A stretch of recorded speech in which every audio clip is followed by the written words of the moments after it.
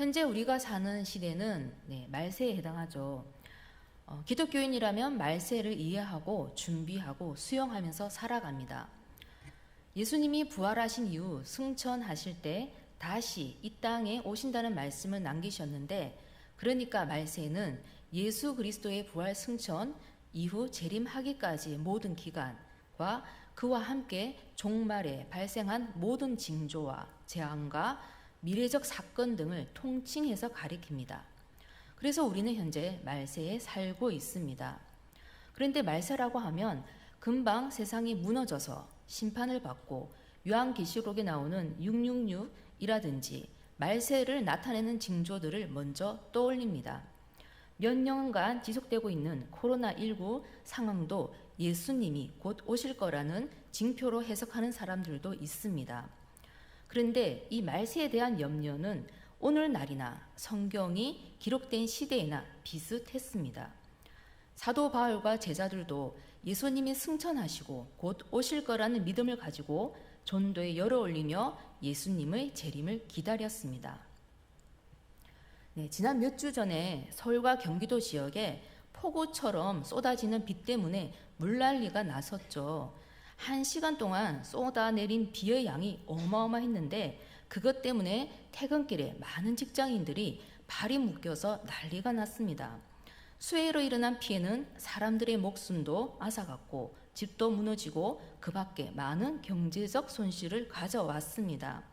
이번에 수해 때 인터넷에서 많이 떠도던 사진이 한두 장 있는데요. 사진을 한번 보여주시면 이 사진입니다. 다음 사진도 보여주시고요.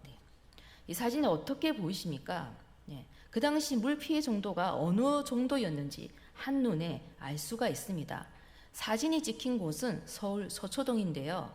이 사진의 제목은 일명 서초동 현자입니다. 물에 반 이상 잠긴 자동차 위에서 양복을 입은 한 남자가 비를 맞으면서 핸드폰인지 기계를 보고 있습니다. 사실 이 남자분은 갑자기 내린 폭우 때문에 물에 잠긴 자동차 위에서 피난 구제를 기다리고 있었다고 합니다. 갑자기 닥친 자연재해 때 허둥거리며 엉뚱한 행동으로 피해를 당하지 말고 이 신사복을 입은 남자처럼 조금이라도 안전한 자리에서 피난 구제를 기다리는 것이 최상이라는 뜻에서 서초동 현자라는 제목이 붙었다고 합니다. 이 사진을 보면서 이러한 생각들이 들었습니다. 이렇게 비가 갑자기 많이 쏟아지기만 해도 사람은 스스로 피해에서 벗어날 수 없고, 또 현대 문명이 아무리 발달하고 사회 시스템이 최첨단을 달리고 있는 시대에도, 그리고 우주까지 우주선을 쏘고 해도 폭우 한 방에 꼼짝도 못하고 당하는 것이 인간이 가진 한계라는 것입니다.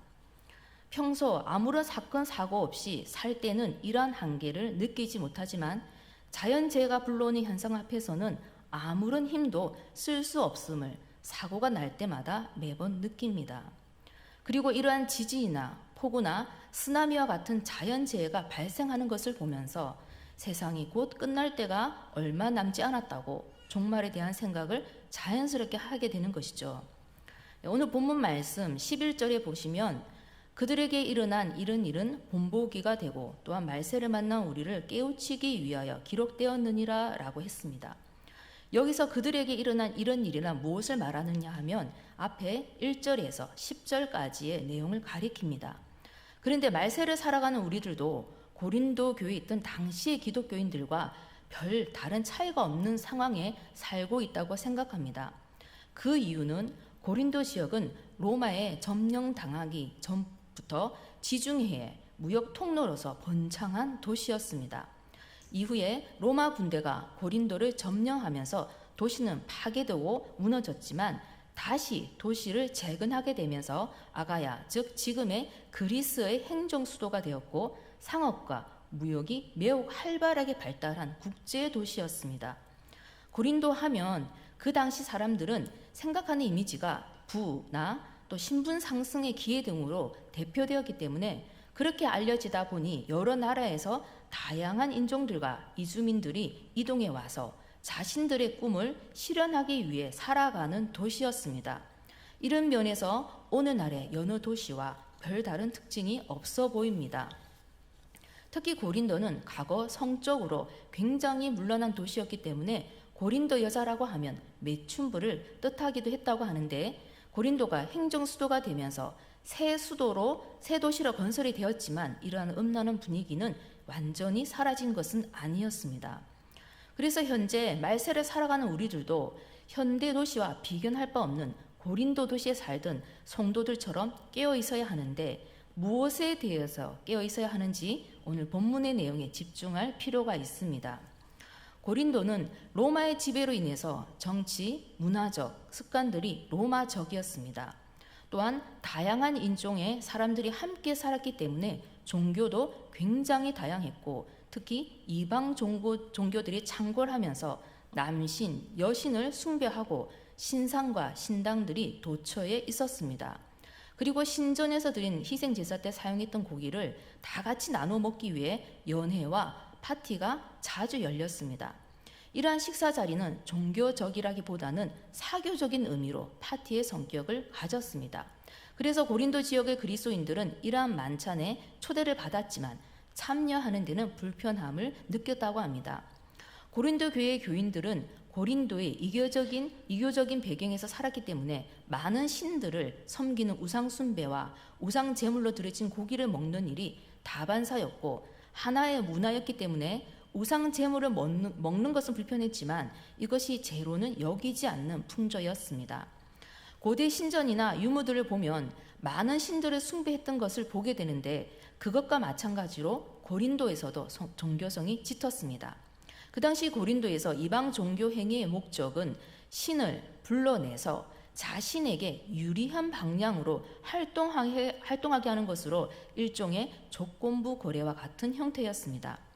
자기가 바라는 목적에 맞는 신들을 찾아갔는데, 예를 들면 아이를 많이 낳고 싶으면 출산의 신인 헤라에게, 또 사랑을 하고 싶으면 에로스 신에게, 그리고 전투에서 이기기 위해서는 군신인 아레스에게 등 하나의 신이 아니라 수많은 신들을 동시에 섬기고 제물을 드렸던 것이죠. 그래서 바울은 1절에서부터 하나님에 대한 이야기로 시작을 합니다. 고린도 교인들은 그 지역에 사는 주로 이방인 그리스도인들이었기 때문에 고린도에 있는 다른 이방 신들과는 완전히 다른 유일하신 하나님이 유대민족의 믿음의 조상들에게 어떻게 역사했는지에 대해서 다시 바울은 일깨우고 있습니다. 그런데 5절에 보면 광야에서 이스라엘 백성들이 하나님의 인도하심 아래에서도 불순종하고 금송아지를 만들고 음행을 저질렀으며 하나님께 불평한 대가로 불뱀에게 물리는 사건을 기록하고 있습니다. 이러한 멸망하게 된 사실은 5절에서 10절까지 나오는데요. 모세가 하나님께 십계명을 받으러 떠난 뒤에 아론을 중심으로 이스라엘 백성들은 모세를 기다리다가 금송아지를 만들어서 그 앞에서 춤을 추고 즐겼습니다. 출애굽기 32장에 나오는 장면인데, 하나님께 예배드리고 경배를 해야 할 사람들이 자신들의 손으로 만든 우상에게 경배를 한다는 것은 하나님을 다른 신들과 마찬가지로 어떤 한 대상으로 전락을 시킨 것이죠. 그리고 자신들의 편리대로 신을 이용하거나 통제해서 그들의 뜻을 이루려 하는 아주 잘못된 영적 상태를 보여줍니다. 그리고 이스라엘 백성들이 가나안 땅을 앞에 두고 모압에 이르렀을 때 거기서 이방 신을 섬기는 모압의 여자들이 이스라엘 남자들을 초청해서 자기 신들에게 같이 제사하고 제물을 먹자고 한 일이 있었는데, 민수기 25장에 나옵니다. 이방 신께 제사를 드리는 경우 음란한 행위를 함께 동반하는 경우가 많았기 때문에 여기 대해서 8절에 보면 그 내용이 나오는데, 하나님은 연병을 일으켜서 하루에 23,000명의 사람들을 간음한 죄로 죽였습니다. 또한 10절에서 원망하는 자들은 멸망하게 되기 때문에 원망하지 말라고 바울은 전하고 있습니다. 이것은 이스라엘 백성들이 출애굽하고 한 달 만에 광야에서 일어난 사건인데, 집을 나올 때 싸가지고 온 음식들을 거의 다 먹게 되자 광야에서 아무것도 먹을 것을 구할 수 없었죠. 그러자 이스라엘 백성들은 모세와 아론에게 원망을 합니다. 애굽의 종된 신분으로 살았지만 그 당시 먹던 고기와 떡으로 배불리 먹던 때가 좋았다고 하면서 당장 먹을 거리가 없는 이 광야에서 죽게 되었노라고 원망하는 것입니다. 이것은 모세와 아론을 향하는 원망의 소리였지만 결국 누구에게 하는 원망입니까? 바로 하나님께 하는 원망인 셈입니다. 원망과 우상 숭배에 대해서 바울은 7절과 10절에서 다른 구절들과는 달리 하지 말라라는 명령형으로 말하고 있습니다. 이것은 꼭 지켜야 할 내용이라는 뜻이죠. 여기서 바울이 중요하게 다룬 우상 숭배에 대해서 좀 더 알아보고자 합니다. 원망에 대해서는 다음에 기회가 되면 다시 다루도록 하겠습니다. 그 당시 고린도 교회에서 우상 숭배의 문제는 교인들이 이방신의 제의적 식사에 초대를 받는 등 삶 속에서 하나님을 믿는 일과 동떨어진 일이 아니었습니다. 간습적으로 이방신을 숭배했던 사람들이 그리스도인으로 회심한 경우도 있었기 때문에 바울은 그러한 제의적 식사에 참석하지 말 것을 강하게 말합니다. 10장 19에서 21절에 그 내용이 나와 있는데 다 같이 읽어보겠습니다. 그런즉 내가 무엇을 말하느냐? 우상의 제물은 무엇이며 우상은 무엇이냐?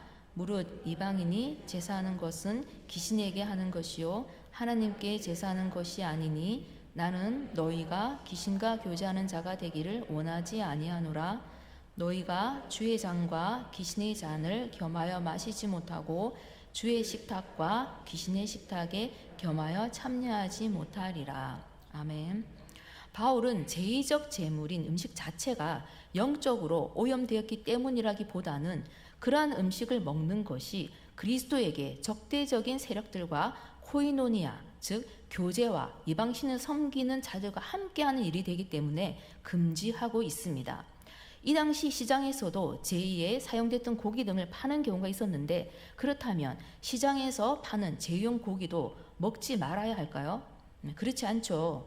땅에서 나오는 모든 것들은 모두 주의 것이기 때문에 굳이 근원을 따져가면서까지 먹지 말아야 할 이유는 없습니다. 단지 함께한 자들이 고기가 신전에서 나온 것이라 지적하면서 시험에 들 것 같으면 바울은 먹지 말 것을 말합니다. 28절을 보시면 누가 너희에게 이것이 제물이라 말하거든 알게 한 자와 그 양심을 위하여 먹지 말라라고 하고 있습니다. 또 이어서 31절에서는 다 같이 한번 읽어보겠습니다. 그런즉 너희가 먹든지 마시든지 무엇을 하든지 다 하나님의 영광을 위하여 하라. 아멘. 어떻게 이해가 되십니까? 무엇이든지 하나님의 영광을 위해서라면 거칠 것이 없지만 믿음이 연약한 자들이나 불신자들이 믿는 자들에게 거는 기대에 부합되지 않는 행동은 하지 말라는 의미입니다. 믿음이 약한 자들에게 시험거리가 되는 우상 제물을 먹는 일을 하지 말라고 강력하게 얘기하고 있고 또한 우상 제물을 먹는 일은 우상을 섬기는 자들과 연합되는 코이노니아로 연결되기 때문에 결코 개인의 문제로 끝나게 되지 않습니다. 우상 숭배는 개인 한 사람의 문제로 끝나지 않고 그 사람이 속한 공동체에 영향을 미치게 됩니다.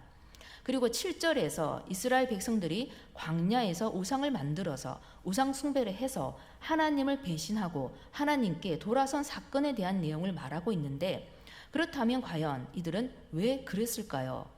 모세가 시내산 올라가서 40일을 지내는 동안 일어난 일인데 왜 이스라엘 백성들은 그 시간들을 모세를 기다리지 못하고 금송아지를 만들어서 하나님께 하듯이 제사를 올리고 기뻐하고 그랬을까요?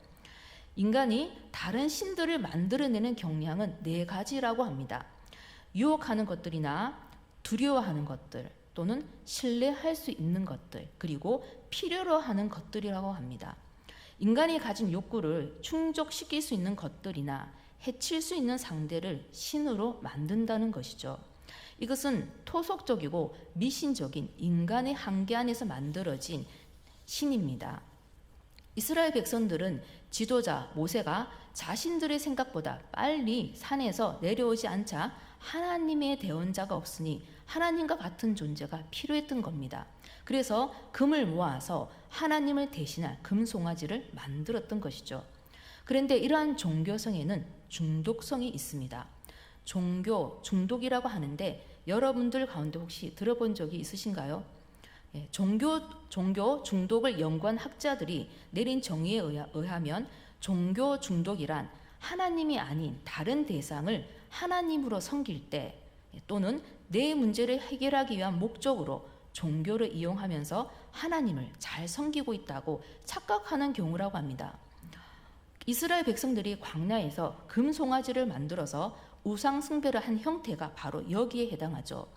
하나님이 아닌 다른 대상을 하나님으로 섬겼으며 자신들의 문제를 해결하기 위한 목적으로 다른 우상을 섬기는 것을 하나님을 섬기는 것과 같이 취급을 했습니다.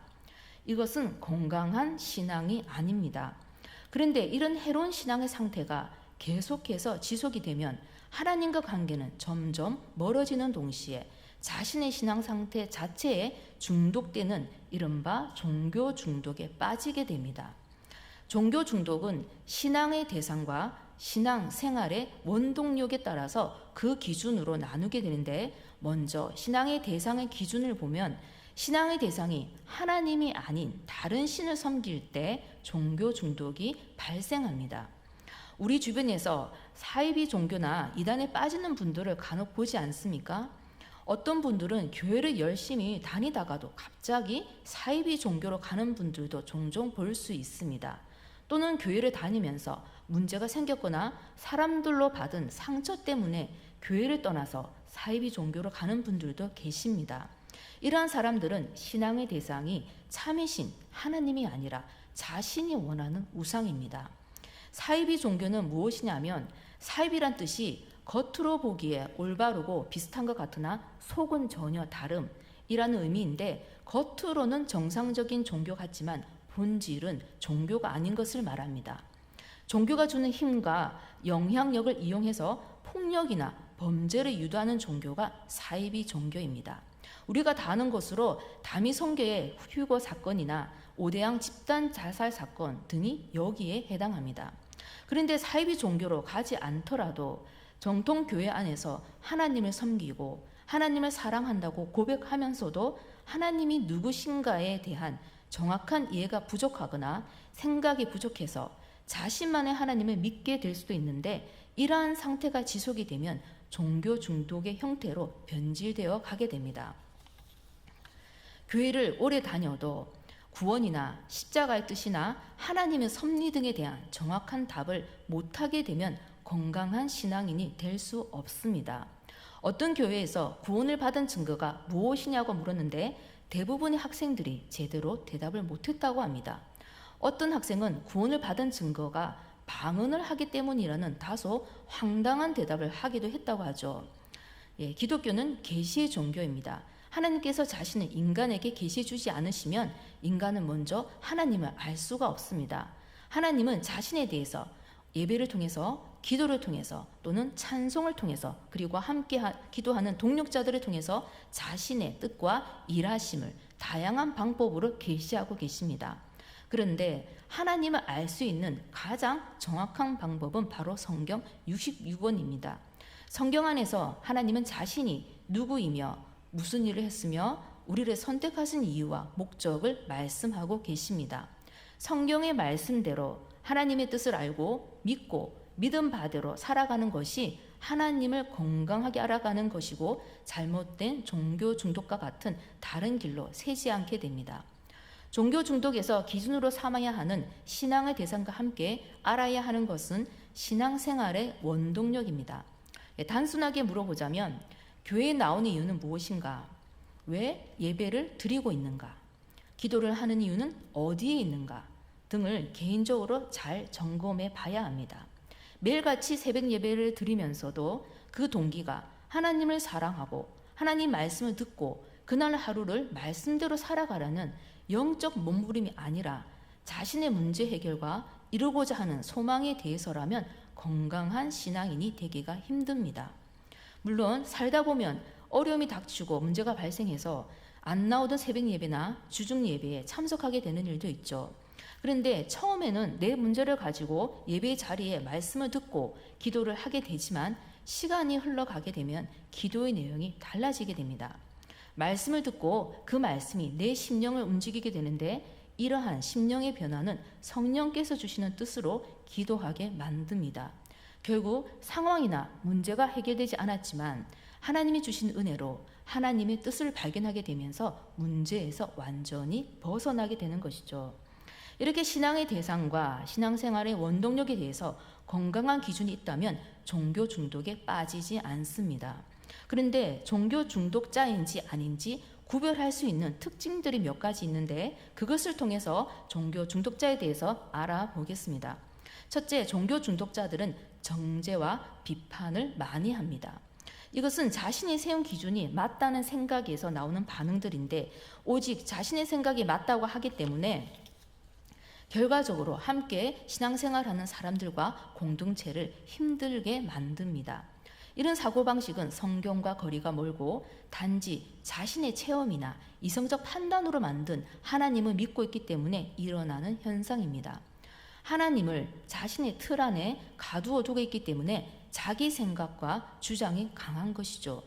이러한 사람들은 또한 자신의 잘못을 인정하지 않고 본인이 세워놓은 기준에 조금이라도 어긋나게 되면 받아들이지 못하면서 동시에 다른 사람들을 정죄하거나 비판하게 됩니다.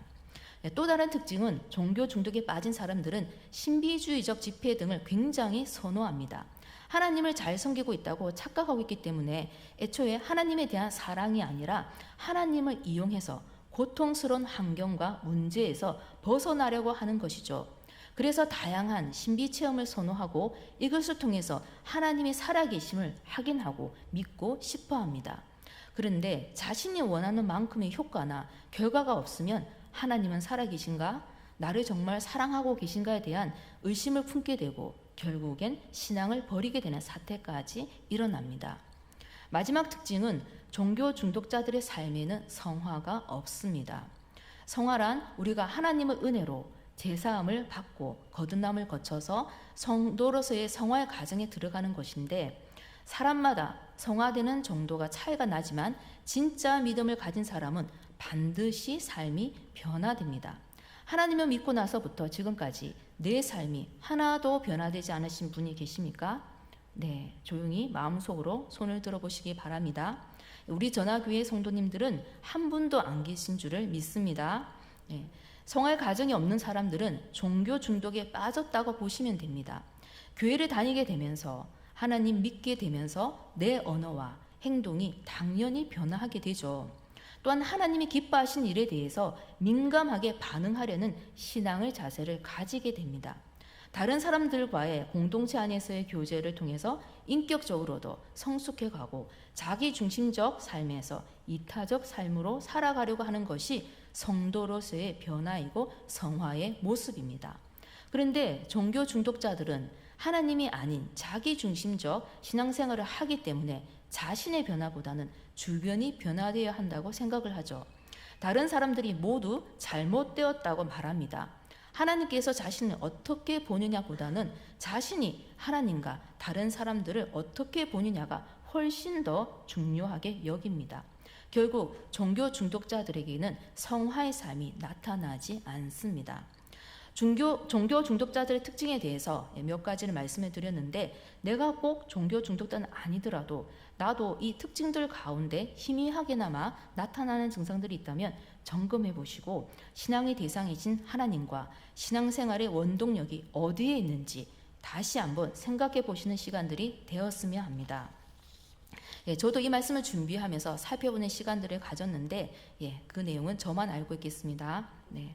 오늘 말씀 중에서 우상 숭배에 대해서 많이 나눴는데요. 우상 숭배는 하나님을 대체하는 대체 신앙이고 종교 중독으로 빠져가는 중독의 현상 중 하나입니다. 죄악된 세상에서 살아가는 우리들이 세상에서 오는 죄의 유혹에 빠지지 않고 하나님의 의의 나라에 서서 살아간다는 것은 결코 만만찮은 일입니다. 깨어서 기도하고 하나님 말씀으로 무장하지 않으면 우리는 하루에 몇 번씩 하나님과 등진 삶을 살아가게 될 겁니다. 우리 전화교회 성도님들은 항상 말씀 읽으면서 말씀으로 확인하고 또 그 말씀이 나를 살리고 어려운 문제와 고난 가운데서도 나를 건지시고 사랑과 격려와 힘을 주시는 하나님을 매일 만나시기를 바랍니다. 이스라엘 백성들이 광야에서 자신들의 욕구대로 하나님을 대체해서 우상을 섬긴 일을 성경에 기록한 이유는 오늘날 우리들도 충분히 답습할 수 있는 모습이라는 점에 있습니다. 그래서 항상 선줄로 생각하는 자는 넘어질까 조심하라는 본문의 말씀처럼 우리는 살아가야 합니다. 남은 한 주간도 이러한 은혜로 채워지는 시간들이 되시기를 바랍니다. 네, 말씀을 맺겠습니다.